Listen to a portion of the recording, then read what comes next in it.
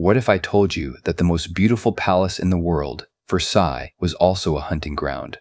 And what if you were the prey? You are young, barely 16, and tonight is supposed to be the beginning of your ascent. Your family has dressed you in silks and lace, powdered your face, and told you to stand tall. They've whispered that this is your chance, your moment to enter history. To serve in the court of Louis XIV, the Sun King himself, is more than privilege, it is destiny. But as you cross the threshold into the glittering halls of Versailles, you feel the air shift. Perfume suffocates the corridors, not the gentle sweetness of flowers, but a cloying blend strong enough to bury less pleasant truths. Candlelight flickers against golden walls, bouncing across mirrors and chandeliers until the entire palace seems alive, breathing. The marble beneath your shoes feels cold, too polished, almost slick. Every detail is designed to dazzle, to overwhelm, to remind you that you are entering the very heart of Europe's power. And yet, in that magnificence, you sense something else. Eyes, hundreds of them, watching. They don't look at you with kindness. No. Their gaze measures, appraises, strips. The women, dressed in heavy gowns and painted masks, glance at you with calculation. The men, powdered wigs towering, lips curled, study you like merchants assessing silk on a market stall. They murmur words you can barely catch, new blood, untouched, perfect for the chambers. Your skin prickles. This is not admiration. It is hunger. You try to steady yourself as the music swells. The orchestra plays a delicate minuet, but its rhythm feels offbeat to your heart, which pounds in your chest like a war drum. You are guided forward, almost pulled by the wrist, toward the gilded doors that open into the Hall of Mirrors. And suddenly, you are inside the world that poets and travelers describe with awe. 700 glittering mirrors reflecting candlelight into infinity, walls dripping with gold leaf, ceilings painted with gods and battles. To the world, this is beauty. To you, it is a cage. A lady-in-waiting leans in, her grip firm on your arm. Her smile doesn't reach her eyes. In a voice as smooth as silk but sharp as glass, she whispers, "You will do as you are told. You will never refuse. If you are summoned, you will not resist." The words strike like a lash. Your breath shortens. You want to ask what she means, but you know. Deep down, you already know. You've heard rumors, the hidden chambers behind walls, the secret corridors used at night, the small rooms where laughter echoes into moans and silence. You've heard of the chosen, those who entered the king's bedchamber not to pour wine or light candles, but to give more intimate service. You look toward the throne. There he sits, Louis XIV, magnificent in embroidered robes, his presence filling the hall. To the courtiers, he is the sun itself, source of life, warmth, power. To you, he is unreachable, untouchable, and yet terrifyingly close. If his eyes land on you, your fate will be sealed. You will not belong to yourself anymore. You will belong to the machinery of Versailles, a system polished by centuries, perfected until abuse looked like privilege. The courtiers laugh around you, glasses raised, words like daggers hidden in their jokes. A girl beside you, no older than 15, trembles as her name is whispered in a nobleman's ear. She disappears into the shadows of the corridor, and you realize there is no escape. You are here because your family needs favor, because alliances are currency, because silence is survival. Versailles will dazzle the world for centuries as the symbol of refinement, but for those brought here as you are, it is not a palace. It is a stage, and behind the velvet curtains hidden from the history books, the darkest performance unfolds.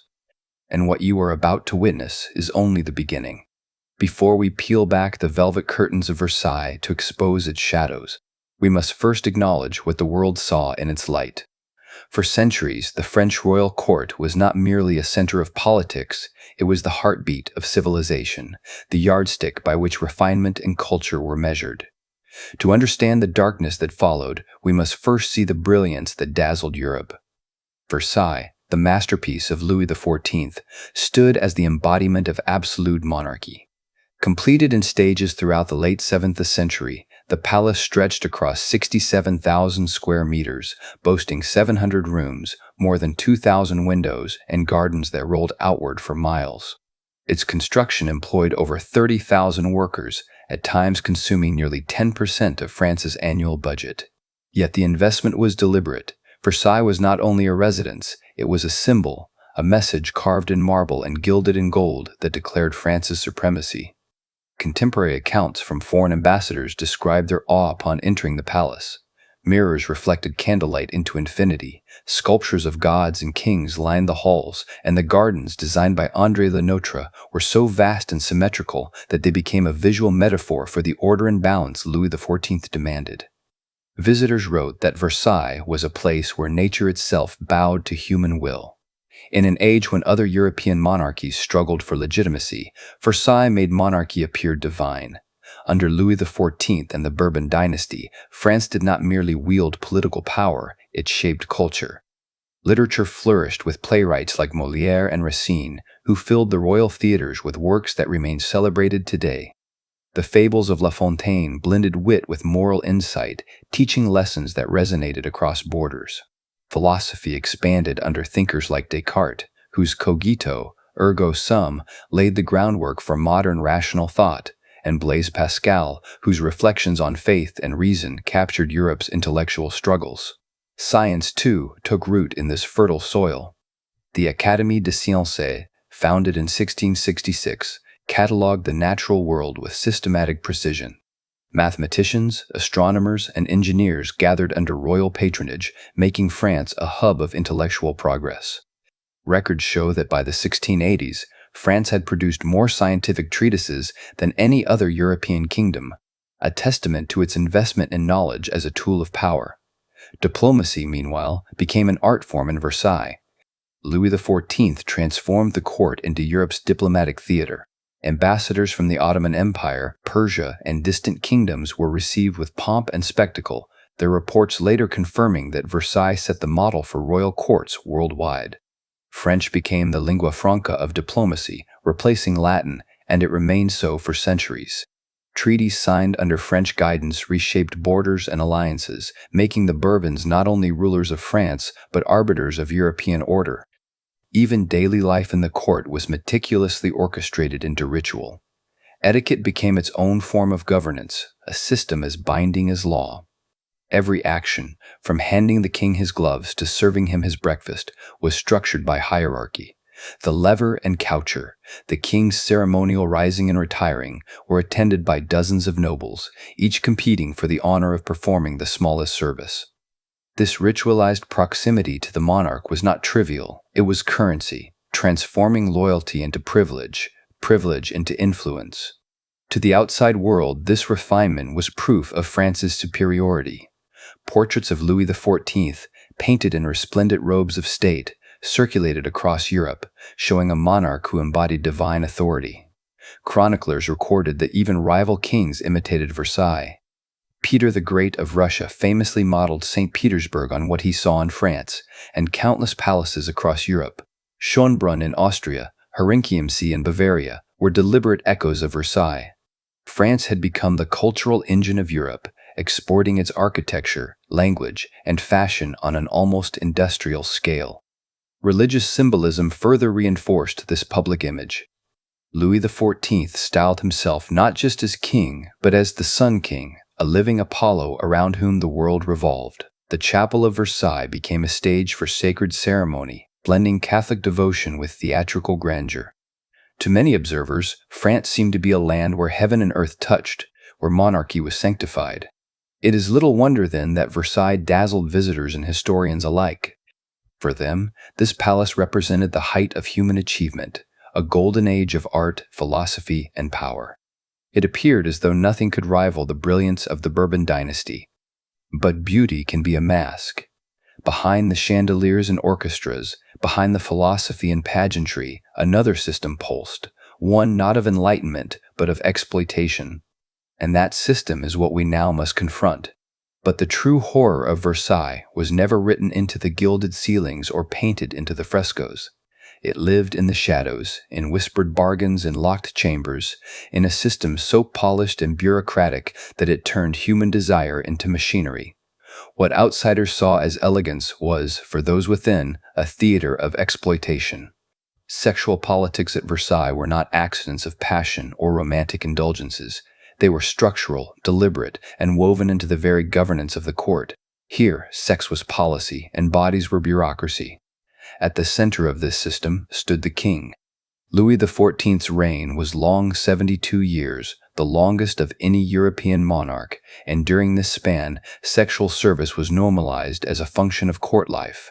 Contemporary chroniclers record that mistresses were not chosen merely for beauty, but for their political utility. Families presented daughters like offerings, hoping proximity to the royal bedchamber would translate into favor, pensions, or military commissions. This was not hidden. Versailles made intimacy with the king a visible extension of power. To be known as maîtresse en titre, chief mistress, was not shameful. It was official, almost ministerial. Françoise Athénaïs de Montespan, perhaps the most infamous, wielded influence as vast as generals or bishops, her power secured not by law but by knightly access. But beneath this official facade was a darker network, one that operated systematically, beyond titles. Servants whispered of les chambres secrètes, small hidden rooms where lesser courtiers, both women and men, were summoned without record. Their names rarely appeared in official documents, but their presence is betrayed by letters, confessions, and even Ottoman diplomatic reports, which noted that Versailles consumed youth as tribute, as Constantinople consumed taxes. The process was chillingly organized. Young courtiers, often aged 14 to 20, were observed during dances, religious ceremonies, or meals. A glance, a whisper, a nod from a chamberlain could determine their fate. If chosen, they would be coached by ladies-in-waiting, instructed on behavior, silence, and obedience. The ritual of grooming was bureaucratic: first invitation, then testing, then seclusion. Refusal was not an option. Records reveal that those who resisted often found their families punished, titles withheld, estates seized, or marriages sabotaged. Survival depended on submission, and submission was rewarded with jewels, apartments, or minor titles, temporary privileges that could vanish overnight. The machinery relied not only on secrecy, but on complicity. Nobles who benefited from the system had no interest in exposing it. Instead, they perpetuated it, offering their own kin to rise higher. By the 1690s, chroniclers suggest that nearly 30% of noble families at court had presented a daughter, niece, or cousin for royal service. The numbers alone speak to the industrial scale, hundreds of young lives absorbed into a machine disguised as elegance. The affair of the poisons, 1677 to 1682, shattered the illusion briefly. This scandal, involving over 400 suspects, revealed a subterranean world of fortune-tellers, abortionists, and poisoners linked directly to the highest circles of Versailles. Testimonies described orgies, black masses, and clandestine rituals involving courtiers, desperate to maintain favor or erase inconvenient pregnancies. Madame de Montespan herself was accused of participating in rites to secure the king's affections.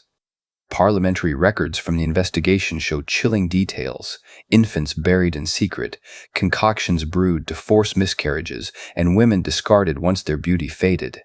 Although Louis XIV moved quickly to suppress the scandal, burning records and silencing witnesses, enough survived to confirm what many suspected: Versailles was not merely decadent, it was predatory. Hidden pregnancies were a constant hazard. Chroniclers speak of young women who vanished for months, returning pale and silent, their infants taken away. Some of these children were acknowledged, legitimized, and given titles. The Bourbon bloodline is riddled with such stories. Others disappeared entirely, erased from records. Ottoman archives make stark comparisons, noting that the harem of Versailles differs only in its disguises. Both consume the young, both hide the unwanted. Not all voices were silenced. Memoirists like the Duc de Saint-Simon left behind accounts that, while couched in aristocratic disdain, hinted at the system's scale. He described Versailles as a house of mirrors, where behind every reflection lay a transaction. English travelers wrote of a court where no woman of beauty is safe and no man of ambition can avoid its price. One ambassador to the Ottoman Empire, writing in 1685, even compared Versailles to Istanbul's Topkapi Palace, stating, "If the Sultan rules with armies, the Sun King rules with bodies. Both demand tribute, both devour the innocent." Archaeological evidence has lent eerie confirmation. Excavations in the grounds of Versailles in the 20th century uncovered small, unmarked graves, infants buried hurriedly with no records of baptism. While historians debate their origin, DNA analysis suggests several were connected to noble bloodlines, consistent with accounts of concealed pregnancies. What shocks most is the systematic, almost industrial nature of it all. Versailles did not stumble into corruption. It codified it. The bureaucracy of sexual politics was as organized as the bureaucracy of taxation. Names were recorded, alliances tallied, outcomes calculated. Mistresses secured pensions worth tens of thousands of livres. Their families received estates. Numbers reveal a cold logic. Records from the 18th century estimate that at least 250 courtiers were drawn into intimate service during Louis XIV's reign alone. This was not indulgence, it was infrastructure. It was a machine that consumed lives, generated influence, and perpetuated itself through silence, and its impact was not confined to the palace. It shaped marriages across Europe, determined wars, and altered dynasties. For the young recruit you imagined earlier, Versailles was dazzling yet suffocating. For historians today, it is both extraordinary and horrifying. The same palace that produced philosophy and theater also produced an industrial-scale system of exploitation, its victims silenced by the grandeur around them. The chandeliers sparkled above, but in the shadows beneath them, a darker economy thrived, one that would haunt France long after the candles were extinguished. And yet, the true machinery of Versailles had only begun to reveal itself. If the previous revelations felt shocking, what comes next is more chilling still. Versailles did not merely allow sexual exploitation, it organized it. The palace perfected a machinery so systematic, so bureaucratic, that intimacy itself became a department of state. This was not chaos, it was structure. The exploitation was not spontaneous, it was administered with the same precision as taxation or military conscription. Every noble who lived at Versailles was part of an elaborate chain of observation. Chamberlains, tasked with managing access to the king, quietly reported who attracted his attention during ceremonies or dances. Ladies-in-waiting acted as intermediaries, introducing new faces, whispering assessments, preparing those selected with subtle grooming. Guards, too, were not just protectors of the palace, they were regulators of passage, determining who could enter or exit restricted chambers. Contemporary records describe how, after each major ball, written notes circulated discreetly among the king's inner circle, evaluations of beauty, wit, and obedience. A glance across the hall of mirrors could become a file in the machinery of desire. The process resembled recruitment more than romance, with protocols designed to identify and prepare candidates systematically. Selection was only the first step, silencing was essential. Families who offered daughters or nieces were rewarded with pensions, apartments, or military ranks. Resistance, however, brought consequences. Noble families who refused summonses found themselves excluded from lucrative offices or ceremonial honors. The bureaucracy punished non-compliance, not with overt violence, but with calculated deprivation. Letters preserved in regional archives reveal cases where estates were withheld until families demonstrated loyalty. Chroniclers note that some young women were given explicit contracts, written assurances of titles or dowries contingent on their silence. In this sense, intimacy was formalized as a transaction, protected by parchment and sealed with wax. Versailles transformed what should have been personal into something processed, almost notarized. Those who complied could ascend. The role of maîtresse en titre chief mistress was the pinnacle of this machinery. But even this was bureaucratically managed. Promotion often came through calculated exposure, a chamberlain ensuring one was seated near the king, a lady-in-waiting arranging a private supper, a confessor conveniently absent. Once elevated, favorites were rewarded not merely with jewels, but with estates, pensions, and influence in marriage negotiations across Europe. The machinery did not stop at Versailles. Once a mistress was legitimized, her family often saw multiple members elevated brothers, granted military commands, cousins appointed bishops, uncles securing governorships. The sexual bureaucracy was not only personal, it radiated outward into the entire administrative state. Marriage negotiations within the court became entangled with this machinery. Records show that alliances were frequently calculated based on proximity to the king's affections. To marry into the family of a current favorite meant access to pensions, titles, and privileges. Conversely, to wed someone fallen from favor could doom a lineage. The king's bedchamber was itself a political stage. The lever and coucher ceremonies, his waking and sleeping, were highly choreographed rituals attended by dozens, yet these public rituals masked the private ones. Behind the velvet curtains, bedchamber politics unfolded. Access to the king's private hours became a form of soft power, as important as military treaties. Chroniclers describe moments when decisions about wars, taxes, or ecclesiastical appointments were made not in council chambers, but in whispered conversations between sheets. No bureaucracy survives without records, and Versailles was no exception.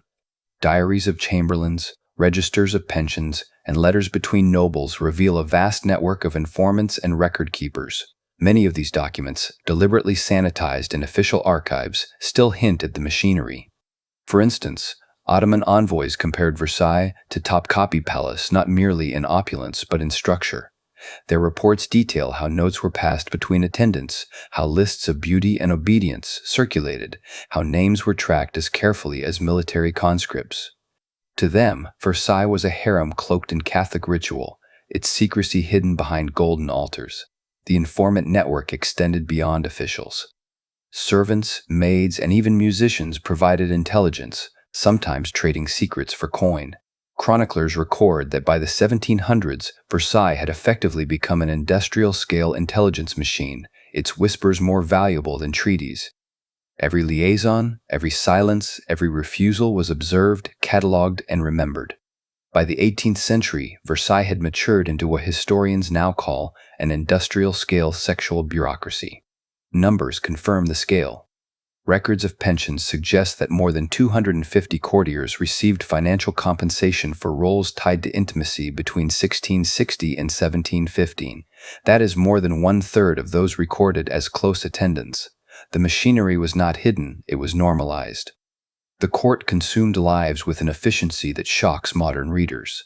It drew in youth, processed them through selection and silencing, promoted some, discarded others, and archived outcomes as though filing tax returns. Sex was no longer personal. It was infrastructural. It maintained alliances, punished dissent, and reinforced the hierarchy of divine monarchy. What makes this machinery more disturbing is the role of religion. The king, styled as God's lieutenant on earth, regularly attended Mass, his presence sanctified by ritual. Yet those same chapels stood a short walk from hidden chambers where the machinery of exploitation functioned. Confessors often acted as intermediaries, counseling favorites not to repent but to remain discreet. Religion provided both a mask and a reinforcement.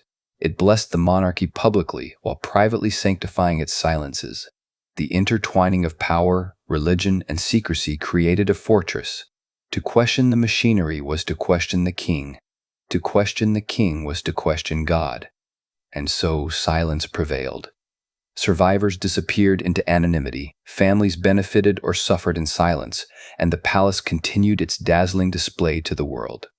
What Versailles perfected was a template, the ability of a state to bureaucratize even the most intimate dimensions of life. The machinery of exploitation outlived Louis XIV, replicated under later monarchs, and influenced courts across Europe. Its efficiency lay not in brutality, but in administration, protocols, rituals, and hierarchies that transformed desire into governance.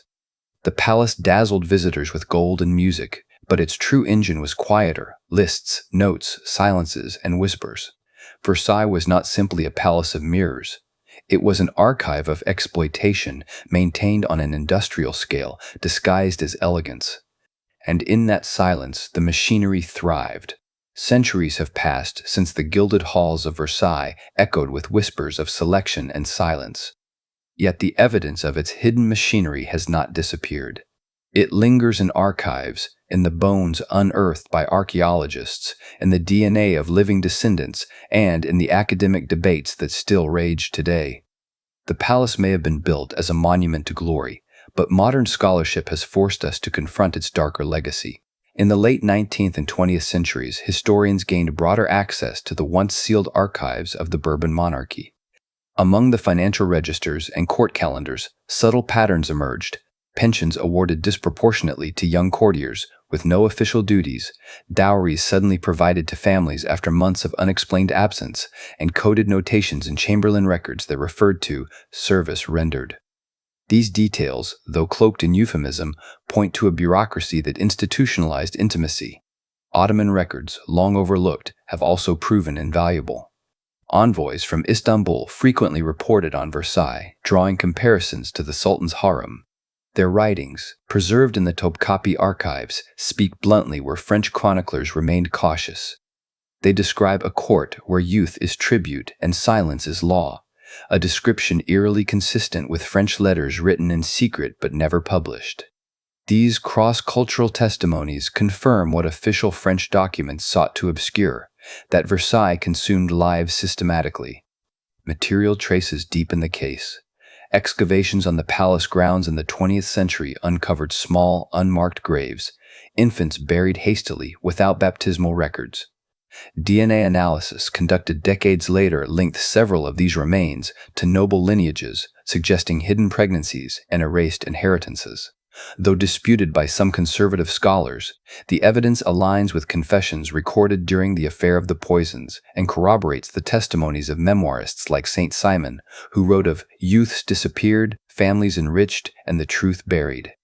Even architectural evidence supports the narrative. Hidden corridors, concealed doors, and rooms without official designation have been discovered behind walls and under staircases. While some may have been used for servants, their proximity to the king's apartments and the absence of documentation suggests more clandestine purposes. In this sense, Versailles itself is an archive of silence, its stones bearing witness to what paper tried to erase. Modern historians are divided. Some continue to sanitize Versailles, portraying its scandals as exaggerations of gossip. Others argue that the scale of exploitation has been underestimated. Critics accuse the academic establishment of protecting France's national myth, unwilling to confront the reality that the jewel of European civilization was also an industrial-scale engine of abuse. This debate reflects a broader struggle within historiography. Should we preserve the image of heroes or confront their humanity in full? Louis XIV remains celebrated as a patron of the arts, a political genius, and a builder of empires. To frame him as architect of exploitation risks tarnishing the cultural pride of France. Yet without this acknowledgement, survivors, those courtiers whose lives were consumed by the machinery, remain nameless, denied their place in history.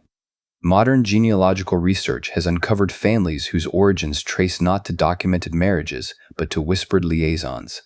DNA analysis has revealed bloodlines branching from illegitimate children of nobles, many unacknowledged in official records. For some descendants, this discovery has been a source of cultural pride, a reclamation of hidden heritage, proof that their ancestors endured despite erasure.